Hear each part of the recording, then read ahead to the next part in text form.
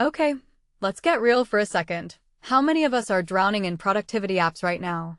We've all been there, downloading another must-have app, only to abandon it 3 days later.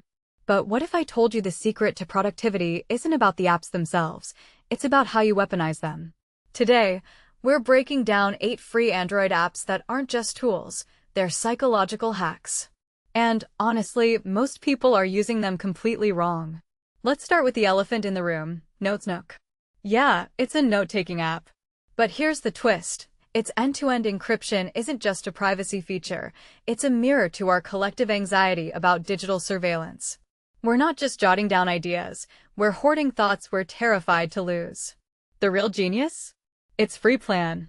In an era where even Google Docs wants your credit card, Notesnook's refusal to gatekeep basic features feels like a middle finger to the subscription industrial complex. Now let's talk about Obsidian. This isn't your high school study notes app, it's a digital brain. But here's the kicker. Most people treat it like a glorified Word doc. The real power? Those plugins. When I installed Excalidraw, it hit me. This app isn't about taking notes, it's about visualizing how your mind wants to work. The graph view isn't just a gimmick, it's a map of your cognitive architecture.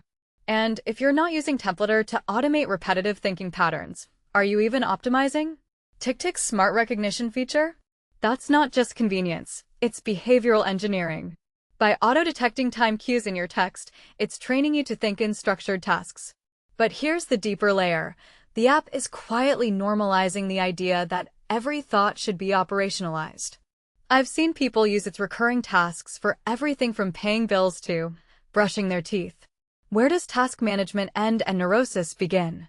That's the philosophical question TickTick accidentally forces you to confront. Trello's Kanban boards get dismissed as basic, but they're a masterclass in cognitive offloading. The real revelation? Custom fields. When I added dual deadlines, one client-facing, one personal, I realized something chilling. We're all just juggling illusions of control. The filter feature isn't about organization, it's about creating narrative arcs in your work. Ever end a month scrolling through Trello cards like a photo album of your professional life? That's dopamine-driven productivity at its finest. Toggle tracks widget that stops timers from your home screen?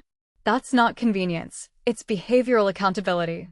But here's the dirty secret. Time-tracking apps don't make you productive, they make you aware of your unproductivity. The real value isn't in the calendar tab, it's in the guilt. And Airtable? Its spreadsheet database hybrid isn't just flexible, it's a commentary on how modern work refuses to stay siloed.